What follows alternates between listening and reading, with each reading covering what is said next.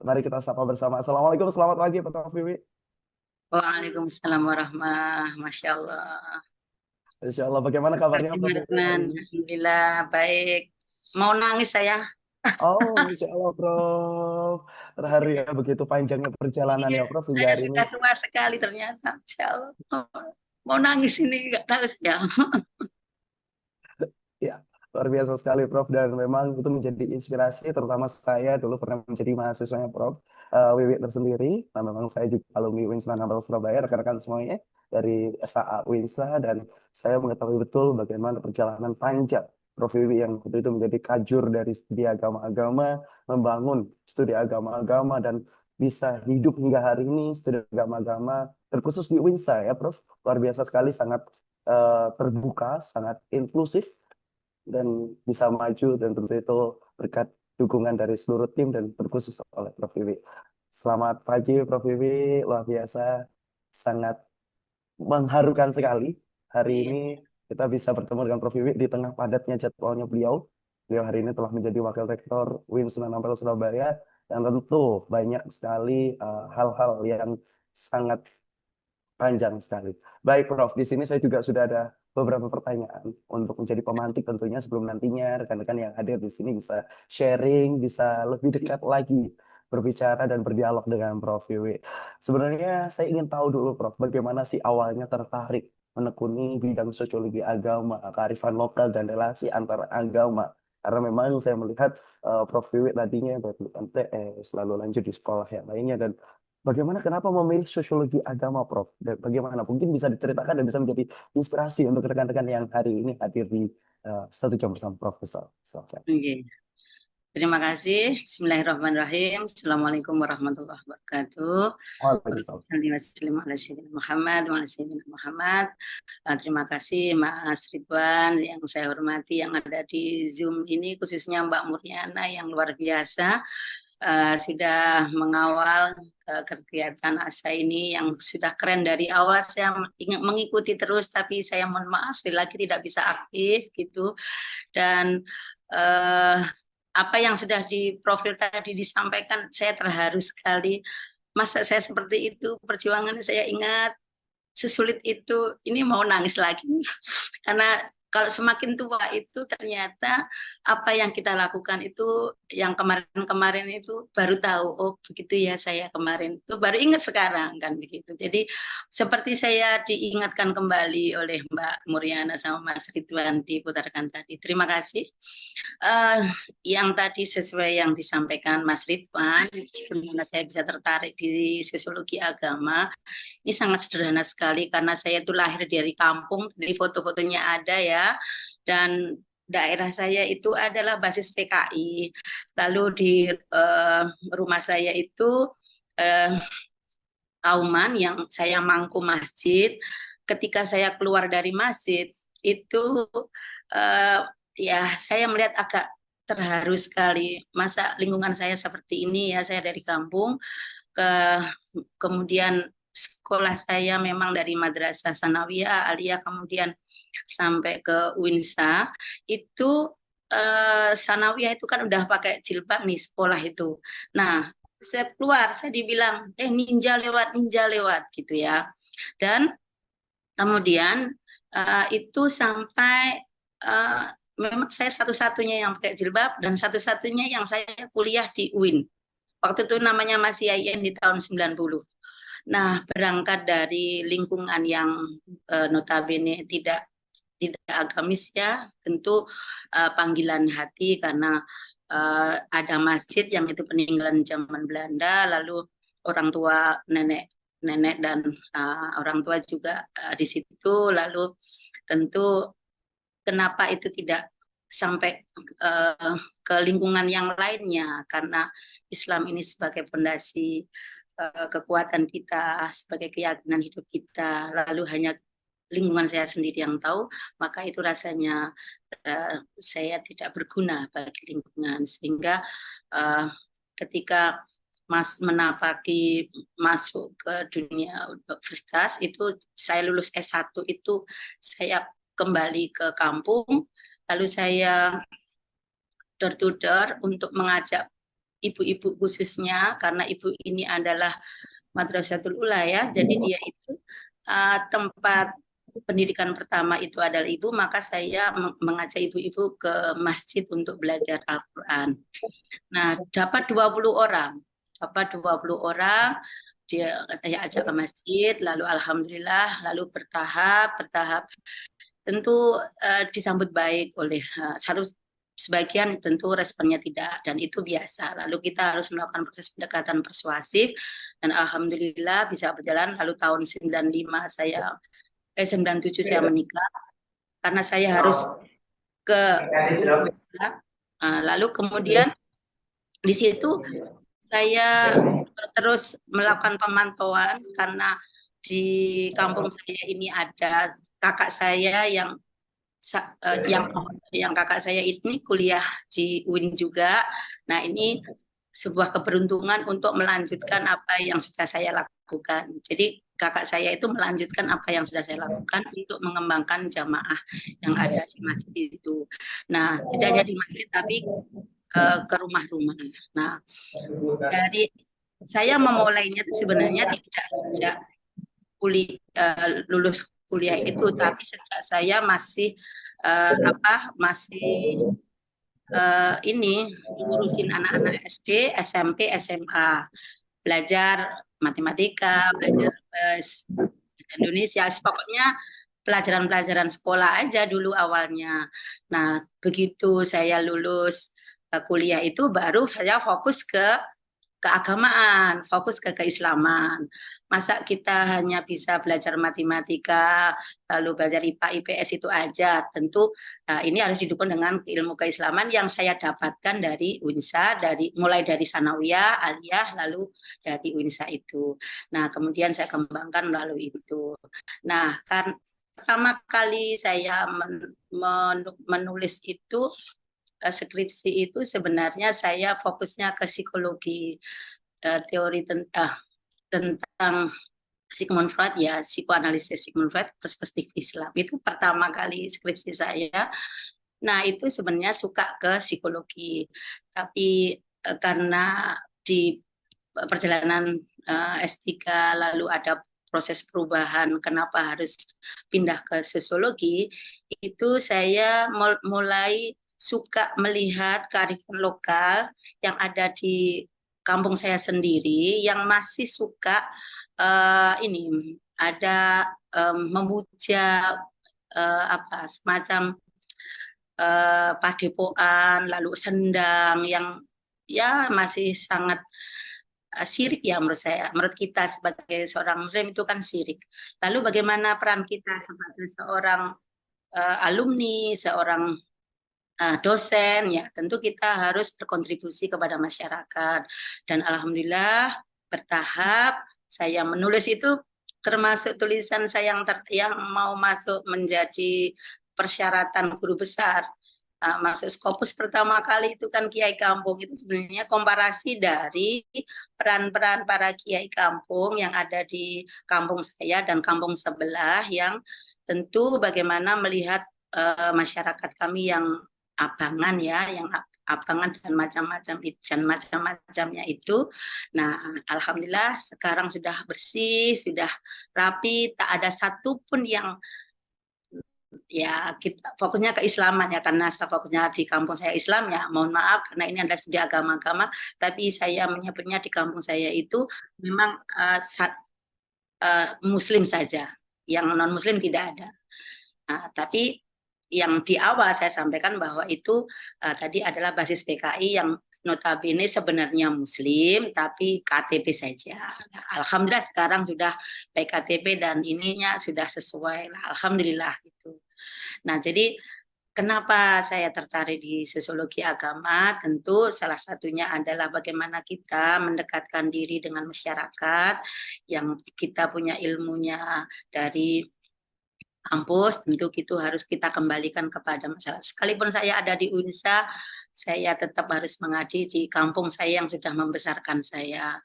Dan kemudian ini bergeser karena tuntutan sebagai seorang dosen, tentu kita tidak hanya pada kampung kita sendiri, tapi kampung-kampung lain. Nah, kemudian sosiologi agama itu kita ambil. Sebenarnya disertasi saya yang ada di Mojokerto itu bicara tentang harmonisasi agama dan budaya, yang di dalamnya adalah mirip apa ya, semacam bagaimana menyatukan dari semua agama. Di situ ada Islam, Hindu, Buddha, bahkan yang mereka mengaku tidak beragama tetapi meyakini adanya Tuhan. Dia tidak mau menyebut agamanya apa, tetapi dia meyakini ada alam ini yang menciptakan Tuhan. Jadi ada yang begitulah itu ada di komunitas komunitas Lasih 87 yang ada di Mojokerto, yang saya riset itu tahun berapa ya, sekitar 2012 kalau tidak salah gitu.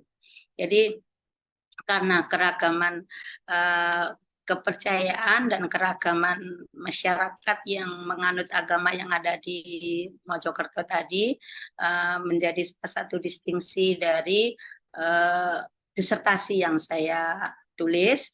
Lalu kemudian dari disertasi itu setiap subbahasan itu bisa kita pakai untuk acara conference, ya, termasuk salah satunya tadi di Shanghai, yaitu itu. Jadi disertasi itu hampir 5 sampai 7 artikel bisa kita buat. Tapi tentu datanya dari sana, tetapi kita bagaimana apa ya, meramu ya dari data itu menjadi sebuah artikel-artikel yang menarik ya, tentu dengan perspektif yang beragam.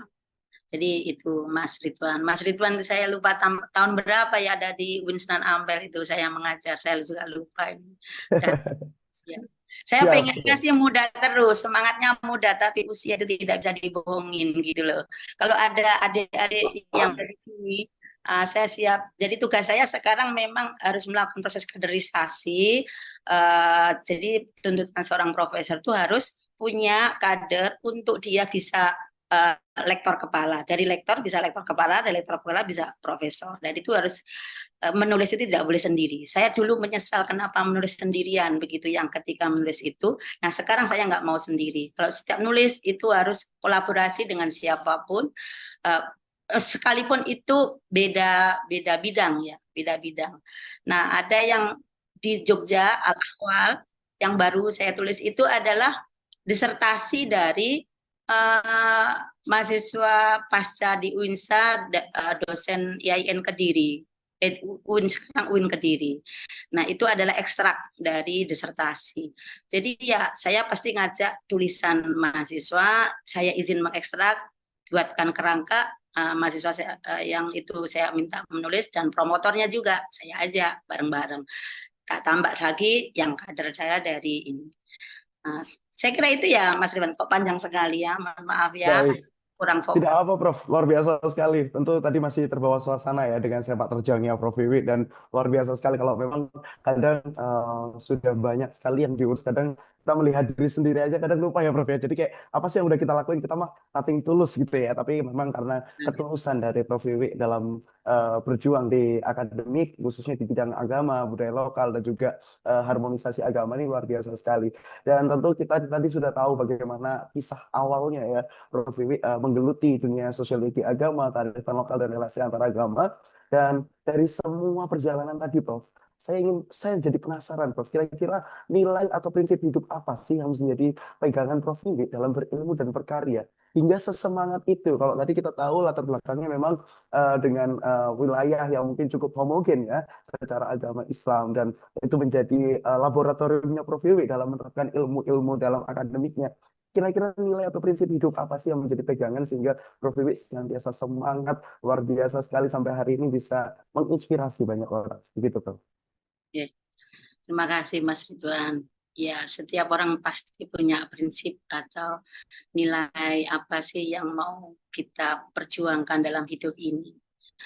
Nah, tentu ini berakar dari orang tua ya. Saya sangat bersyukur punya orang tua yang luar biasa, sekalipun orang tua saya adalah seorang petani yang uh, lulus SD aja enggak. Nah, sampai kelas 2 SD itu, dan apa yang ditanamkan orang tua diantaranya adalah cari ilmu itu harus semangat, ya, jangan mikir nanti kerjanya apa gitu loh. Jadi semangat itu nomor satu. Jadi proses, saya melihatnya itu proses ini harus benar-benar dilaksanakan dengan seluruh segenap jiwa kita, uh, tidak merasa ini kita ditekan, tapi lakukan dengan senang, penuh dengan perjuangan. Jadi kalau mengerjakan sesuatu itu, kalau senang ya, pasti hasilnya akan. Jadi ikuti proses ini dengan senang dulu, pasti hasilnya itu nanti kita lihat belakangan. Ternyata hasilnya sesuai apa, malah melampaui ekspektasi. Nah, sebenarnya kan dalam manajemen apa ya, kerja itu kan ada PDCA ya, plan, do, check, action ya. Ada perencanaan, ada ya harus dikerjakan, dievaluasi, lalu dikerjakan lagi. Itu manajemen. Tapi kalau nilai prinsip kerja itu adalah semangat. Nah, semangat ini yang mendorong saya untuk terus berjuang itu karena orang tua saya itu selalu bilang, oh, kerjakan ya, semangat, jangan mikir ke belakang. Pokoknya harus mikir ke depan terus. Bilang orang tua itu cuman gini ya, Dok, ya maaf ya saya mengikuti orang tua. Dok, sinau sing temen. Ojo mikir engkok dadi opo mburi. Engkok Gusti Allah sing ngatur. Nah, dari kalimat orang tua itu saya uh, uh, menerjemahkan bahwa uh, hidup itu proses panjang yang kamu harus berjuang, semangat. Tidak boleh mengeluh, tidak boleh gampang putus asa, apalagi menyerah. Nah, itu yang saya ambil dari kalimat atau kata-kata orang tua. Lalu yang kemudian beliau bilang, ya ini agak bias gender kalau ini saya kultur Mataraman. Orang tua saya bilang bahwa kamu Endo, wong do, ya maaf saya menggunakan ini orang Jawa semua Ya, atau bukan ya? tidak apa Prof, Nanti aman Prof, saya senyamannya aja. jadi kamu sebagai perempuan jangan lupa ketika nanti kamu sukses, uh, harus tetap urusin rumah tangga, itu nomor satu. Jadi sehebat apapun perempuan di ruang publik, tapi kalau rumah tangganya rapuh, itu tidak akan membawa inspirasi apa-apa bagi yang lain. Karena sesungguhnya kekuatan itu ada di rumah tanggamu. Kalau rumah tanggamu hebat, kamu di ruang publik hebat, orang pasti akan belajar, banyak belajar. Tapi kalau rumah tanggamu rapuh, itu pasti ya kamu belum selesai dengan dirimu kan gitu. Ya, jadi kalau dirimu itu udah selesai, maka apa yang kamu lakukan di luar itu akan dimudahkan semuanya, kan begitu. Nah, jadi prinsip hidup kita itu ya harus selesai dengan diri kita sendiri, jangan mengeluh, jangan putus asa, terus berjuang ya, tapi tidak dalam rangka untuk merebut, itu tidak. Apalagi mencari jabatan, waduh jangan. Maaf ya, saya ini tidak daftar, diajak saya ini, diajak Pak Rektor, karena Terpilih ya, nggak Prof ya? ya saya ini kan orang Usuludin ya, mohon maaf, saya Oke, Usuludin, betul studi Prof. agama-agama, ngapain sampai ke FISIP itu loh, ada apa kan begitu. Nah, jadi saya juga merasa tidak dibuang juga tidak, ya karena prestasi kerja aja kan gitu, dari mulai staf, sekretaris, kaprodi, sekjur, kadjur, balik lagi sekjur aja juga pernah gitu ya. Lalu tahu-tahu kok saya jadikan Wadik 2 divisi itu saya nangis. Waktu itu saya nangis, saya nggak mau datang sama Prof Master. Ampun, Bapak, saya takut kenapa ya? Saya mana mungkin saya bisa di divisi itu, ilmunya jauh dan lingkungannya juga beda. Apa yang bisa saya lakukan? Nah, ini kan ternyata begitu kita sampai di sana, tentu kita harus girohnya, semangatnya itu harus harus menjadi apa ya, harus bisa gitu. Kalau kita udah masuk itu harus bisa. Nggak bisa kita menolak atau apalagi mundur itu enggak boleh. Apalagi udah kita ya harus mengabdi, tidak ada yang lain. Mengabdi itu ya harus kita lakukan. Gitu Mas Baik. ya. Luar biasa Prof. Jadi semangat-semangatnya dari Prof yang tadi sudah diajarkan, jalanin aja dulu. Apa yang kamu sukai, lakukan. Dan tanpa memandang apapun akan ke depannya seperti apa, tapi ya pasti harus ada PDCA. Plan, Tuh, do, cek. check, and action. Wow, luar biasa sekali ya tadi nilai semangatnya Prof dan mengantarkan Prof sampai hari ini bisa menginspirasi itu. Nah, sekarang Ridwan ingin mengulik terkait karya-karya ilmiah Prof. Tadi sudah banyak sekali dan tadi sempat disinggung terkait Klasik 87 yang ada di Mojokerto. Nah, itu kan sebenarnya relasi antara agama dan budaya lokal ya Prof ya. Karena mereka meyakini bahwasanya ada Tuhan tapi mereka tidak ingin beragama. Nah, menurut Prof Wiwi sendiri bagaimana cara terbaik menjaga harmoni antara kebudayaan di tengah perubahan sosial keagamaan di era sekarang, Bro? Oke, terima kasih Mas Ridwan. Saya sebenarnya menggunakan istilah dulu itu kenapa harmonisasi, kenapa tidak harmonis saja. Kan yang enak pakai kata harmoni. Harmoni itu sudah biasa. Kalau harmonisasi itu pasti ada sesuatu di sana. Sesungguhnya tidak harmoni, tapi harmoni yang dipaksakan. Oke. Kadang tampak yang kita lihat itu baik, tapi yang di dalam belum tentu baik. Tapi ada kalanya di ruang publik itu harus tampil luar biasa, ya kan? Harus menginspirasi banyak orang, harus keren. Tapi di dalamnya ada masalah, harus kita tutup rapat-rapat. Nah, harmonisasi adalah sesungguhnya sesuatu yang itu tidak bisa disatukan, tapi itu bisa. Orang yang tadi mengaku bahwa dia sebenarnya tidak beragama, tidak mau menyebut agamanya apa. Saya nggak mau. Kalau menyebut agama itu malah menjadikan dikotomi, menjadi faksi-faksi sini-sini. Saya mendingan bisa ikut semuanya. Nah, yang penting kan punya Tuhan semua kan, begitu. Wah, itu pas waktu itu. Nah, Pak ini aneh juga sih gitu. Nah, itu dibingkai di dalam Telasih 87. Nah, siapa sih sesungguhnya aktor yang ada di Telasih 87 itu ya? Dia sebenarnya adalah ya bukan wali, bukan ustadz, bukan kiai, juga bukan pendeta, juga bukan ini. Tapi dia punya sebutan banyak. Dia kalau Hindu disebut juga sebagai biksu.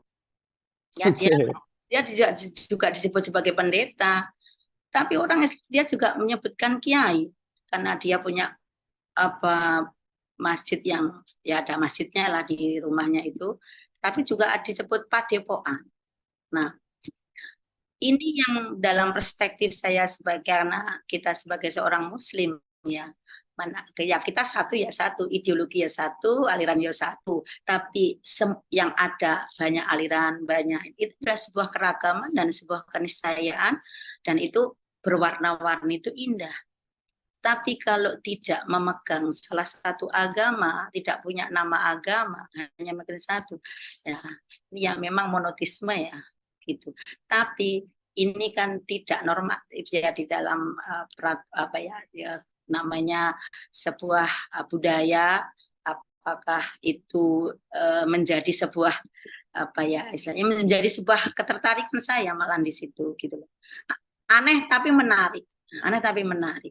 Nah, disitulah sebuah harmoni yang harus dipaksakan ada. Gitu. Nah, bagaimana dengan uh, keragaman budaya? Apa tadi Mas yang ditanyakan soal budaya saat ini ya? Betul. Nah, dengan Menjaga harmoni antara budaya dan agama di era sekarang, Bro. ya yang di era sekarang. Nah, kita kalau kalau soal budaya kan itu sudah menjadi sebuah apa ya tradisi. Menurut saya kalau di Indonesia ini kan tradisi ini sangat banyak bahkan berkembang luar biasa.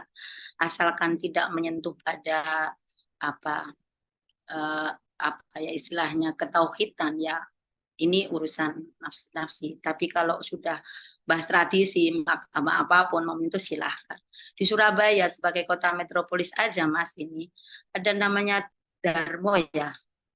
Sabto Darmo ya Mas ya. Sabto Betul. Darmo Sabto itu Darmo di daerah Jemur itu. ya, Sabto Darmo itu hampir semuanya Muslim kan Mas. Ya, Enggak. betul. Nah, tapi dia kok bentuk kepercayaan yang luar biasa begitu. Dan dia di KTP-nya itu juga tetap Muslim, tidak mau disebut kepercayaan. Padahal kan sudah ada pilihan nih sekarang KTP boleh masuk ke kepercayaan, tapi dia masih malu-malu, enggak gitu. Nah, ini kalau kita istilahnya bisa mendoktrin mereka, mencela-mencela kayak gitu ya malah kita salah kan gitu. Udah itu tidak, kita tidak usah masuk ke sana. Yang penting kita bagaimana membangun harmoni agama dan budaya di sekitar kita itu ya damai begitu. Soal soal urusan ya ketauhidan itu masing-masing kita udah pegang kan gitu ya Mas ya. Nah, tapi jangan salah, saya termasuk orang yang agak kurang kurang kurang apa ya? Kurang nyaman ketika melihat mahasiswa SAA itu ikut bernyanyi, ikut apa ya, ikut ikut ibadah di gereja pas pada saat perayaan. Pas saat perayaan itu saya tidak. Tapi kalau mereka hadir ke gereja dalam rangka untuk riset, untuk ini ya melihat nggak apa-apa gitu. Tapi kalau ikut nyanyi-nyanyi, ikut itu saya hati saya ini belum serak. Saya nggak tahu ya ini. Ini ada Profesor Alif ya di sini kayaknya. Apakah saya termasuk orang yang ya tidak kan ada klaster ya ini golongan liberal ini apa moderat, apakah saya termasuk yang mana ini ya silakan dibuat tipologi karena setiap akademisi ya punya prinsip di dalam bagaimana apa istilahnya membangun sebuah akademik itu ya bisa dipahami secara general, tetapi kalau sudah masuk klasterisasi tipologi yang bagaimana ya ini adalah hak hak setiap mahasiswa atau ya setiap akademisi lah untuk menentukan itu. Baik, Jadi sepanjang itu bisa menghibur ya dalam apa tradisi budaya yang menjadi identitas masyarakat lokal, nah itu silakan ayo kita kembangkan. Dan itu bentuk keragaman. Gitu, gitu ya baik, Bro. Mas. Luar Nah, biasa sekali. Artinya cara menjaga harmoni antara keduanya, antara agama dan budaya adalah bagaimana kita tahu itu ranah privat atau ranah sosial ya, Prof ya, ya. Dan itu bisa harus dibedakan secara nafsi. Dan tentu ini berkaitan dengan salah satu riset yang dilakukan oleh Prof Wiwi tentang Kiai Kampung.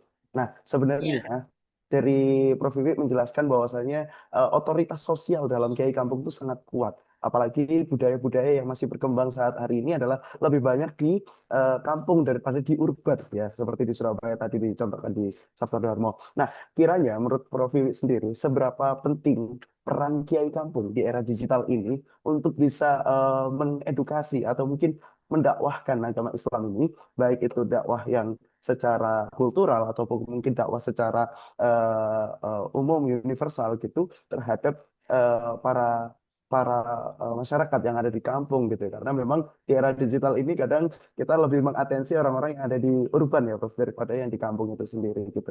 Lantas berkaitan dengan riset tentang di kampung itu sendiri bagaimana Prof untuk pengembangannya di era seperti ini? Silakan. Alhamdulillah. Jadi Kiai Kampung yang saya tulis di situ adalah uh, karena Kiai Kampung itu kan mereka tidak punya santri ya, tidak punya santri yang apa di pondok gitu kan enggak punya. Jadi Kiai Kampung ini kan ya mereka mengabdi untuk masjid, untuk masyarakat yang memberikan sebutan juga masyarakat kan begitu.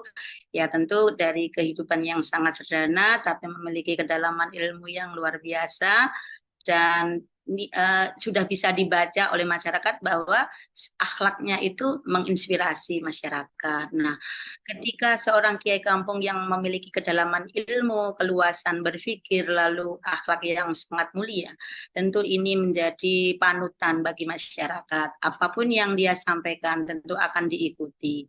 Nah, tentu ketika di masyarakat ada problem terkait dengan ada sebagian masyarakat yang masih belum menjalankan ibadahnya dengan baik. Tentu pendekatan persuasif yang dilakukan oleh Kiai Kampung ini juga dilakukan dan mereka tentu berhadapan itu baik, tapi begitu mereka membawa massa untuk ingin masuk, misalnya waktu itu ingin mengadakan reokan ya, apa ya, dari Ponorogo kan reok ya. Nah, reok itu kan mesti ada minum arak, dan dia tuh ingin keliling masjid kampung saya itu waktu itu. Dan kiai kampung ini, kiainya itu malah memberikan respon, silahkan keliling di depan masjid, tapi asal tidak minum ya gitu. Ini nggak boleh minum.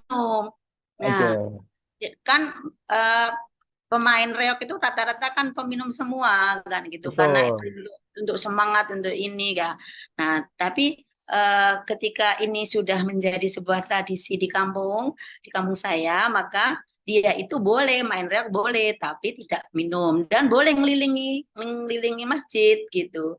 Dan alhamdulillah ketika itu sudah keluar dari masjid, mereka masih minum lagi, ya kan bisa bertahan ya gitu. Ya nggak apa-apa, biar nggak popo kan nggak di sini. Nah, mereka pasti ketika berhadapan sami nawatan. Nah, begitu kita keluar ya, gak tahan aku, perutku, aku pingin minum itu kan begitu. Nah, itu kita tentu memberikan edukasi secara bertahap, nggak bisa langsung kan begitu. Nah, alhamdulillah sejauh ini itu sudah tidak dilakukan lagi, bahkan yang namanya sinden yang apa pakai dulu ngasihkan uang masuk ke apa data itu sudah nggak ada, dulu masih ada. Dan bertahap itu alhamdulillah sudah apa ya, lancar. Dan ini peran kiai kampung yang ada di kampung saya khususnya dan di kampung sebelah itu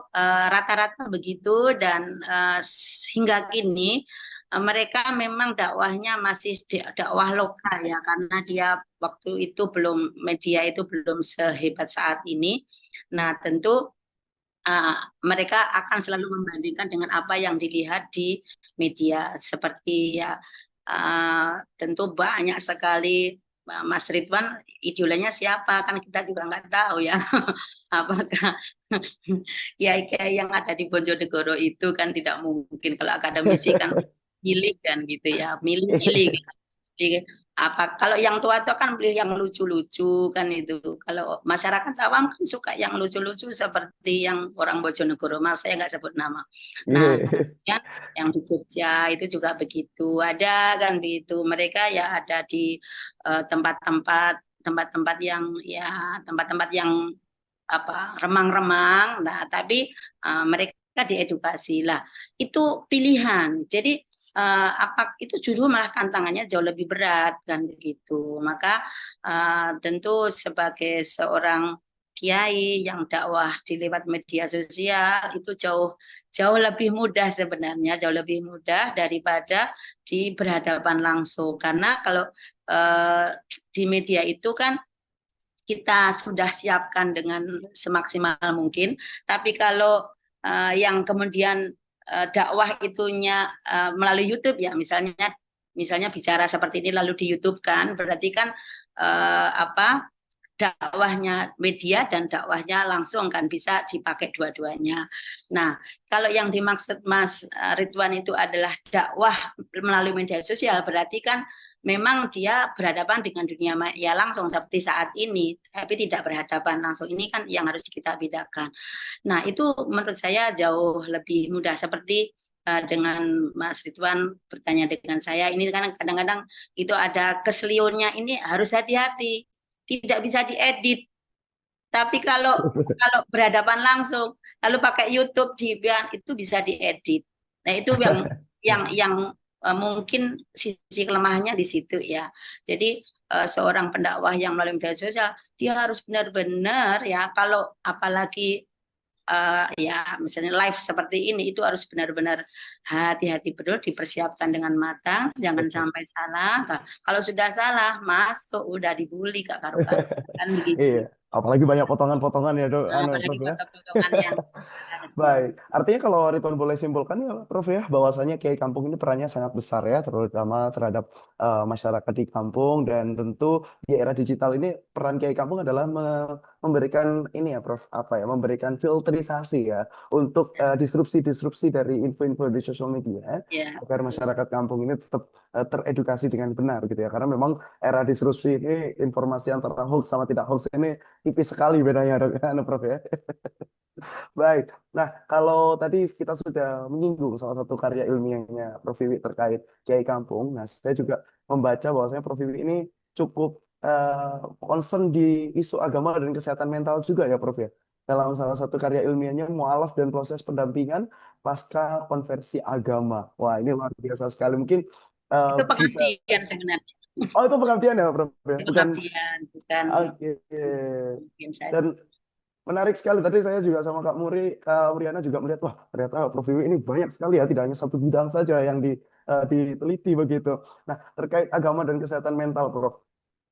Tentu tantangan paling besar apa sih yang dihadapi para mualaf di Indonesia, dan pendekatan yang paling bijak ini seperti apa sih? Kalau tadi Prof. Wiwi sudah menyampaikan nggak boleh nih mahasiswa SAA kalau ke gereja ikut ritualitasnya gitu ya, tapi kalau untuk riset nggak apa-apa nih. Nah, mungkin ada peran-peran kita nih sebagai mahasiswa atau mungkin akademisi ya, pendekatan yang paling bijak untuk mendampingi mereka yang mungkin mereka tertarik dengan Islam lalu menjadi mualaf, dan bagaimana cara tantangan-tantangan apa yang diterima oleh para mualaf di Indonesia gitu.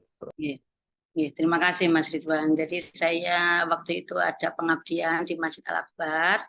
Nah, kemudian di sana itu hampir setiap hari, bahkan 2 hari sekali itu selalu ada mualaf yang ya berikrar di sana. Dan lalu tentu itu kita tidak hanya sekedar berikrar atau bersyahadat, tapi bagaimana pasca setelah itulah. Saya berangkat dari Masjid Al Akbar di Surabaya, itu memang teman-teman saya ada Prof. Muktafi sebagai Imam Masjid Al Akbar di sana memberikan ruang kepada saya untuk diberikan informasi data-data itu, lalu saya ketemu, dan setelah itu saya menemui salah satu mereka, dia pejabat di Kementerian Hukum dan HAM, dan saat itu saya menyembunyikan ini ya identitasnya, tapi ada di salah satu pemerintah itu, dan dia uh, sebenarnya menikah masuk Islam itu karena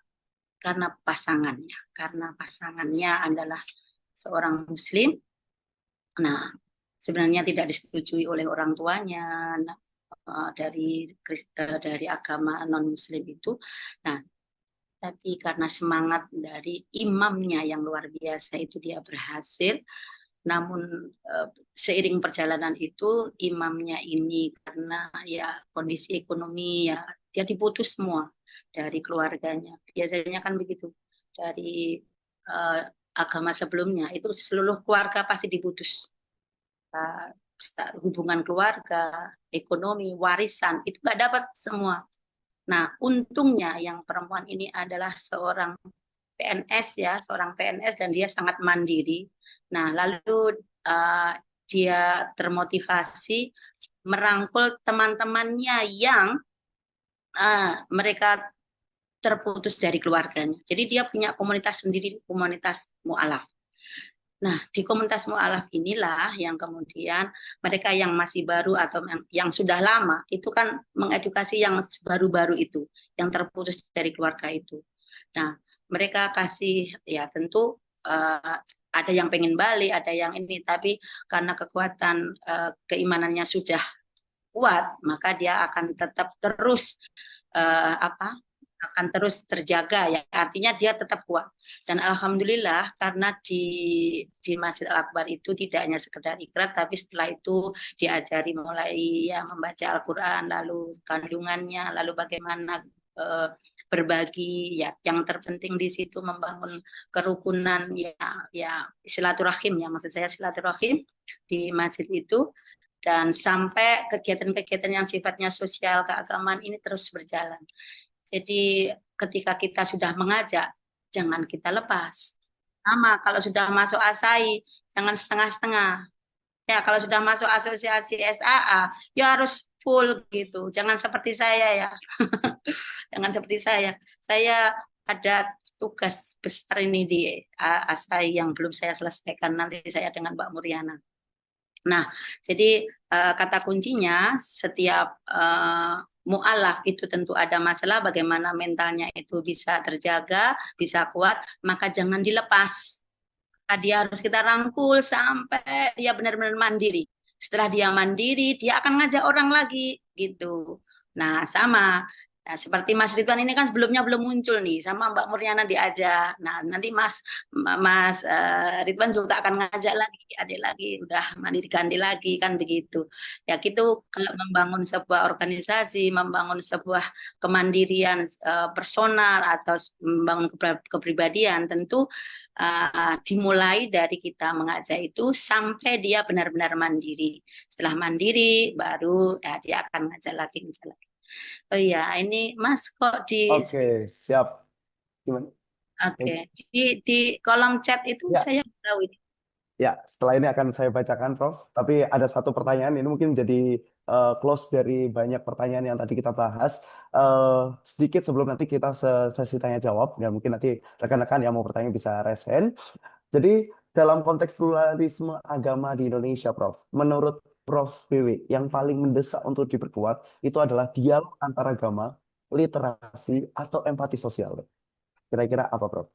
Dialog, literasi, atau empati sosial dalam kita memperkuat konteks pluralisme agama di Indonesia. Ya, tiga-tiganya, Mas. Kita tidak bisa memisahkan di antara ketiga poin penting itu. Kapan kita memperkuat literasi, dialog, ya. Nah, itu harus berjalan seiringan.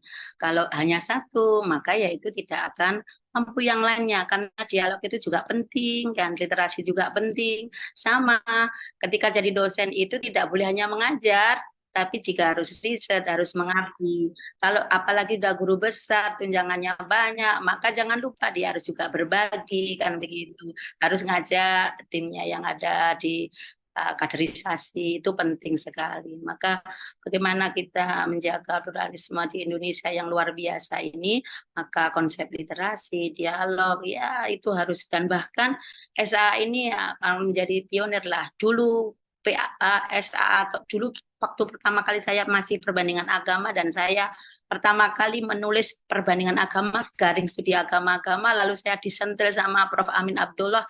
Siapa yang bikin pengumuman itu? Saya, Prof. Wah, saya masih ingat itu. Kok berani-beraninya di Surabaya bikin perbandingan sama digaring sama studi agama-agama? Ngapunten, Prof. Saya kalau prodinya cari mahasiswa susah, Prof. Siap mohon arahan. Siapa itu begitu dengan Prof.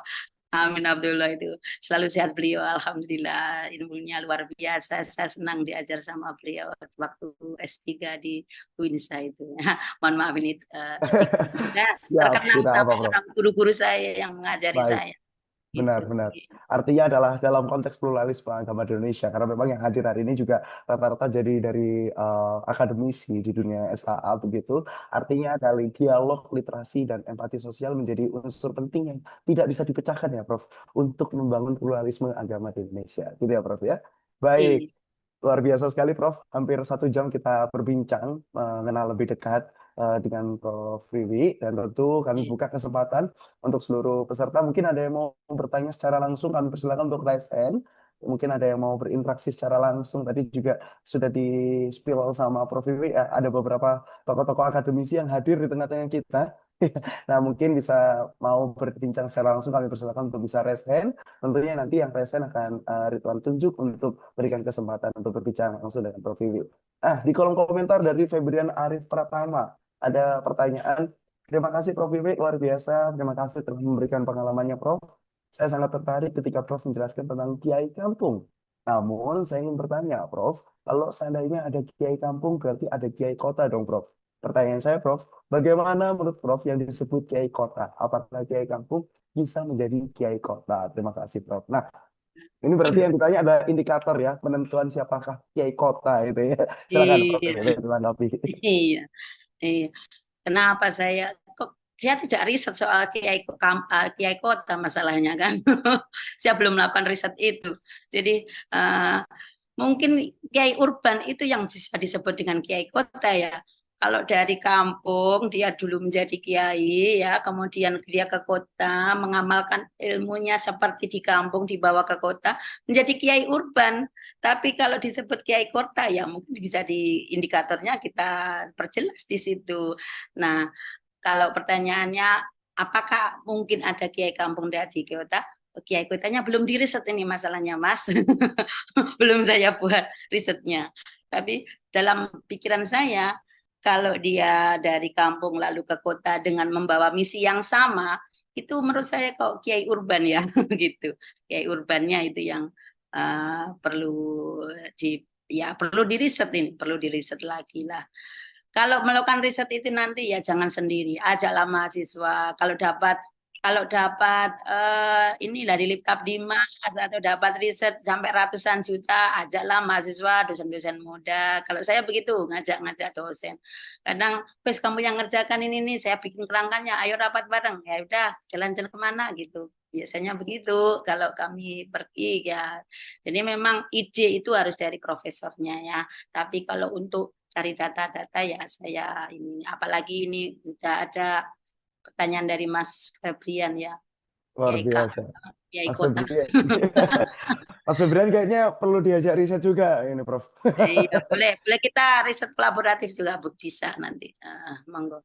Oke, luar biasa sekali Mas Febrian. Nanti bisa berkomunikasi secara langsung ya dengan Prof. Vivi. Oke, ada pertanyaan kedua Prof di kolom komentar dari Rio Praja. Izin bertanya Prof, saya Rio Praja, mahasiswa SAA UIN Bandung. Hmm. Menarik tadi banyak sekali pengalaman yang sudah Prof ceritakan.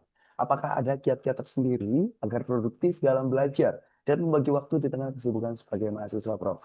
Wah, luar biasa. Ini Iya, produktif ya. iya. Gimana nih Berarti tips ini and masih mahasiswa ya. betul Nah, masih ini mahasiswa. jadi gini, ikuti semua kegiatan di kampus, organisasi apapun ikuti aja. Kenapa? Semakin banyak kegiatan itu akan kita semakin disiplin mengatur waktu. Tapi kalau hanya satu dua kegiatan itu akan kita semakin malas, tidak punya apa ya waktu yang harus kita atur seperti apa gitu. Jadi selain saya punya kegiatan di kampus sebagai aktivis organisasi, saya juga mengajar dulu, ngajar pramuka, ngajar ngaji, ngajar les itu harus ada juga. Diniatin bukan karena cari uang, diniatin karena mengabdi ya, cari ya mengamalkan ilmu yang kita miliki dan jariahnya intinya banyak ya dan itu dimudahkan semuanya. Jadi itu akan menjadi disiplin waktu kalau kita punya banyak kegiatan. Bagaimana Bu? Kita kan tetap aja males Bu untuk ini. Hilangkan itu karena itu adalah ya penyakit. Penyakit itu harus disembuhkan. Kalau sudah bilang malas itu penyakit, maka kita harus ya bilang Bismillahirrahmanirrahim. Saya bilang begitu aja doanya. Iya, emang malas itu penyakit paling besar ya Prof ya. Iya penyakit harus disembuhkan dengan doa, doa langsung kerja gitu. Betul. Apalagi kalau udah di semester akhir ini, Prof. Kalau udah Oh, skripsi. harus lebih semangat lagi. Nah, Saya kemarin mau sedikit cerita, Prof. Saya juga awalnya pengen 3,5 tahun, bisa 3,5. Ternyata karena malas, Prof. Saya 4 tahun. Ya untungnya masih tidak lebih dari standar ya, Prof. Ya.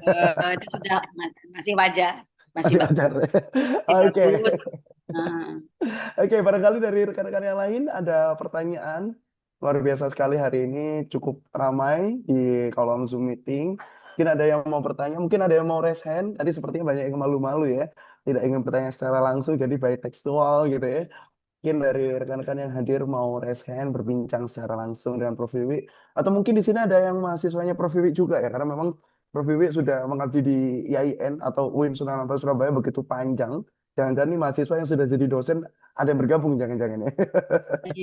sungkan paling di sana. Sudah banyak kegiatan. Ada yang sudah jadi ini apa ketua LP2M, ada di Oh, oke. Tulungagung, ada yang di Kediri udah banyak yang dosen kayaknya juga. Bisa. Alhamdulillah. Nah, Mas Bisa. Ridwan ini sudah dosen juga kan? Oh, Masya Allah. Belum, Prof. Saya Masih. doakan sebentar lagi Amin, juga amin. dosen dari Jogja lah apa. Kalau Amin, di amin. Jogja ya di Jogja, mau milih yang mana kan gitu. Gitulah. Ya, siap. Ya, Prof. Ini rencana ada rencana untuk S2, Prof. Tapi memang masih Masih belum tahun ini. Udah cari beasiswa di CRCS itu, udah dekat, nah, enak Waduh. malah. Ya. Siap, Prof. Oke, sepertinya rekan-rekan semuanya belum ada yang bertanya. Mungkin kembali lagi ke saya ya, yang mungkin bertanya sama Prof. Wiwi, karena memang dalam 1 jam ini padat banget kalau katanya teman-teman, daging banget isinya. Karena tadi banyak sekali sepak terjang yang sudah disampaikan oleh Prof. Wiwi, inspirasi-inspirasi bagaimana tetap semangat dan juga berjalan aja dulu, let it flow dulu aja, jalanin aja dulu. Nanti pasti ketemu nih. Nggak usah Hmm. mikirin jadi apa, karena memang banyak juga nih Prof yang anak-anak mahasiswa di SAA mereka bingung mau jadi apa ya besarnya, ditanyain orang tuanya nanti, "Oh, kamu kuliah di SAA mau jadi apa?" gitu ya. Nah itu mungkin menjadi kegelisahan tersendiri, tapi tetap katanya Prof Wiwi adalah jalanin aja dulu, pasti rezekinya banyak. Tapi memang benar Prof, banyak sekali alumni-alumni yang ternyata eh, sepak terjangnya banyak sekali. Mungkin pikirannya kalau kuliah SAA pasti jadi ustadz gitu ya, tapi ternyata banyak ya yang menjadi yang lebih variatif gitu ya. Oh iya, Baik. ada yang sangat kaya di Kediri itu. Dia pengusaha luar biasa. Jadi memang momennya yang dicari itu duit gitu ya. Uang gitu, uang gitu ya. Memang profilnya itu juga uang gitu loh. Nah, dia benar-benar karena sudah sangat mencintai uang. Tapi dia support dengan skillnya dia. Dia jadi pengusaha yang luar biasa, sangat kaya raya dia di Kediri. Mana namanya? Wah, Saya lupa luar saya. biasa. Ini Pernah jangan-jangan dari ya, Crazy tak Rich ya. minta ngisi motivasi di kampus gitu. Nah, Oke. saya kira Ba- itu ya, Mas Baik, Prof. Ridwan. Luar biasa. Oke. Sesi 1 jam bersama Profesor kita pada siang hari ini, dan tentu kami memberikan kesempatan kepada Prof. Wiwi Setiani, MAG, untuk memberikan pesan untuk mahasiswa, peneliti muda, atau siapapun yang ingin berkontribusi di dunia akademik, khususnya pada topik studi agama-agama. Kami persilakan, Prof. Oke, terima kasih Mas Ridwan, khususnya para mahasiswa baik S1, S2 atau S3, jangan pernah malas, nomor satu ya. Jadi setiap tugas langsung dikerjakan, jangan ditumpuk, jangan ditaruh ya. Kalau sudah ditaruh itu lupa. Kalau diminta dosen merevisi langsung komunikasi dengan dosen, ibaratkan dosen itu adalah orang tuamu. Karena kalau dengan dosen itu kamu harus senang dulu. Kalau udah senang cocok. Kalau kamu nggak suka sama dosennya, itu nulis akan susah. Jadi harus suka dulu, menyukai dosennya, kan gitu ya. Karena dosen itu adalah orang tua kamu, maka itu akan membangun chemistry ya antara mahasiswa dan dosen. Insya Allah semua tugas, baik tugas kuliah, tugas skripsi, tesis dan disertasi akan cepat selesai, kan begitu. Yang kedua, disiplin itu nomor satu juga. Tadi nomor apa ya? Jadi jangan menunda. Disiplin ini harus benar-benar punya schedule, punya jadwal. Besok ngapain itu dari malam itu sudah direncanakan. Besok saya berangkat jam sekian.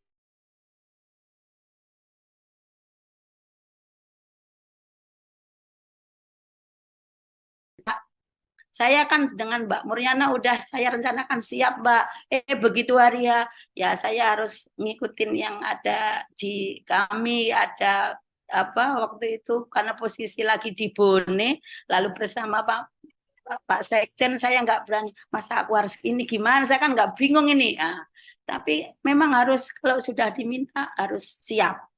Ketika diminta harus siap, jangan melak apa aku isos ya kayak gitu jangan. Pokoknya kita siap aja dulu. Kalau orang Surabaya bilang bonek, nah bondo nekat gitu. Nah itu ya. Terus yang terpenting jangan lupa orang tua yang di rumah itu adalah sang kita. Yang kita bisa sukses itu adalah orang tua kita, bapak ibu kita. Selagi dia masih ada, jangan ya harus kita itu bagaimana taat sama orang tua. Taat itu bukan berarti hanya kita melaksanakan yang diperintahnya, tapi juga membantu dengan senang hati. Yang paling sederhana adalah ketika ibu kita di dapur, kita membantunya. Bapak kita lagi ngapain, kita membantunya, mendekati, merangkul, bahkan menciumnya. Sering-seringlah merangkul orang tua dan menciumnya, sayang orang. Itu menumbuhkan doa yang luar biasa. Karena kalau dengan orang tua kita sangat takdim, sangat taat sama orang tua, sayangnya luar biasa sama orang tua, itu akan mudah semuanya. Itu mudah sekali. apalagi dengan saudara-saudara kita itu harus benar-benar akur, tidak boleh saling ya membandingkan, jangan ya saling memberi. Wah, itu kata kuncinya, itu hidup itu ya hanya sebentar, maka apa yang kita punya itu adalah bagaimana kita berbagi dengan saudara, dengan teman-teman. Saya kira itu, dan mahasiswaku yang luar biasa, saya doakan semua yang hadir di sini dan nanti yang mungkin dapat informasi semuanya insya Allah akan dapat berkahnya dan insya Allah akan dimudahkan masa depannya ya, disukseskan segala aktivitasnya ya. Amin. Setiap segala sesuatu yang kita lakukan harus berdoa dulu, insya Allah akan dilancarkan semuanya. Amin amin ya Allah. Alhamdulillah. Terima kasih Mbak Muriana yang sudah menginisiasi dan Mas Ridwan, kader yang luar biasa. Saya perlu juga mengucapkan terima kasih Prof. Alef. Itu saya pernah ketemu dan beliau kayaknya ahli di bidang psikologi agama. Saya pernah konsultasi sama beliau pas waktu di Jogja. Itu sesama profesor sama saya mau belajar dengan yang muda, setara, yang lebih senior. Pokoknya kita mau belajar dengan siapapun, gitu ya. Terima kasih. Mungkin tidak bisa saya sebut semuanya dan saya pastikan yang hadir di sini adalah orang-orang hebat yang senang belajar dengan ilmu pengetahuan. Terima kasih dari saya. Saya kira Baik, mohon terima maaf. kasih. Assalamualaikum warahmatullahi wabarakatuh. Nggih. Waalaikumsalam warahmatullahi wabarakatuh. Terima kasih banyak Prof. Wiwi, luar biasa sekali. Dan tentunya itu tadi menjadi closing statement dalam acara 1 jam bersama Profesor, persembahan spesial dari Asosiasi Studi Agama Indonesia. Untuk saat ini, setelah ini kami persilakan untuk seluruh peserta bisa on cam terlebih dahulu, karena akan ada sesi dokumentasi bersama Profesor Dr. Wiwi Setiadi MAG. Dan kami persilakan untuk seluruhnya bisa memberikan reaction, tepuk tangan dong, luar biasa sekali. 1 jam, terima kasih semuanya sudah memberikan menyimak ya seluruh yang diceritakan oleh Prof. Wiwi dan juga diskusi-diskusi yang diberikan oleh Prof. Wiwi. Boleh semuanya untuk on cam terlebih dahulu. Kita akan melangsungkan untuk dokumentasi. Oke, baik. Oke, mungkin ini ya yang on cam. Boleh semuanya lihat kamera, senyum. Satu. Oke, satu, dua, tiga. Oke, siap. Mungkin satu lagi gaya bebas mungkin ya. Boleh silakan gaya bebas. Kalau dia Ya saya bebasnya gimana? belum ada sih, Prof. Ya Belum bebasnya ada gaya. gimana? Bebas. Oke, siap ya. Satu, dua, tiga. Oke, siap. Terima kasih banyak Prof. Wiwi atas waktunya, atas kesediaannya untuk berbagi cerita dan juga berbagi inspirasi dengan seluruh yang hadir dalam acara Zoom meeting ini. Dan juga kami ucapkan terima kasih kepada seluruh peserta yang sudah setia dari awal hingga akhir dalam acara 1 jam bersama Profesor. Lebih dan kurangnya saya mohon maaf. Saya Ridwan, selaku moderator, pamit undur diri. Wassalamualaikum warahmatullahi wabarakatuh.